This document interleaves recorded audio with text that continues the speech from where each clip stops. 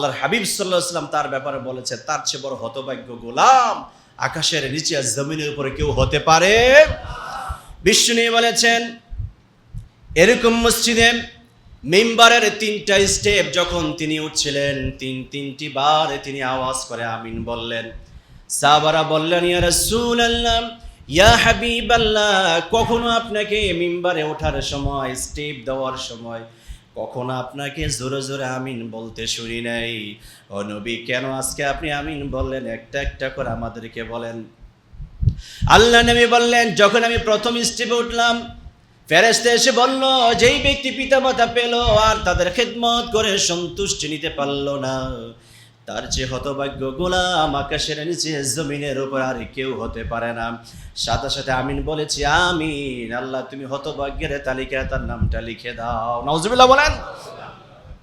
2 number স্টেপে যখন আমি উঠলাম, আল্লাহ রাসূল সাল্লাল্লাহু আলাইহি সাল্লাম বলেন, ফেরেশতা এসে আমাকে বলল, যেই ব্যক্তি মাহে রমজানের রোজা পাইল, রমজান মাস পাইল, যেই ব্যক্তি রমজান পেল, তার জীবনের গুনাহগুলি রোজা রাখার মাধ্যমে নিষ্পাপ বানাইতে পারল না, তার চেয়ে হতভাগ্য গোলাম আকাশের নিচে জমিনের উপর আর কেউ হতে পারে না।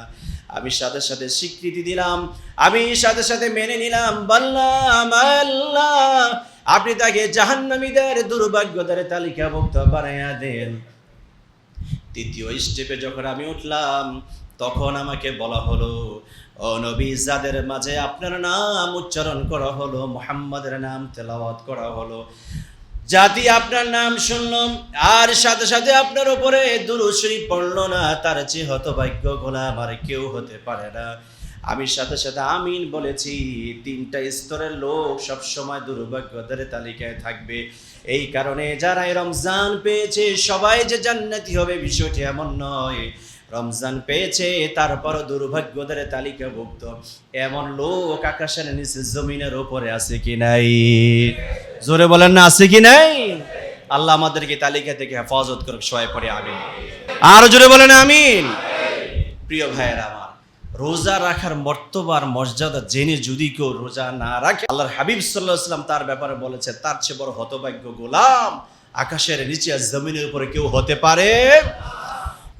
আপনি যখন কোনো ভালো কাজ করবেন, আপনাকে বলা হবে, ইকরা কিতাবাকা কাফা বিনাফসিকা আল-ইয়াওমা আলাইকা হাসিবা। এই নাও তোমার আমলনামা, তুমি নিজে নিজে পড়ো আর হিসাব করো যে তুমি কোন দিকে যাবে, ডানে যাবা না বামে যাবা, জান্নাতে যাবা না জাহান্নামে যাবা। নিজেরটা নিজে তুমি হিসাব করে থাকো।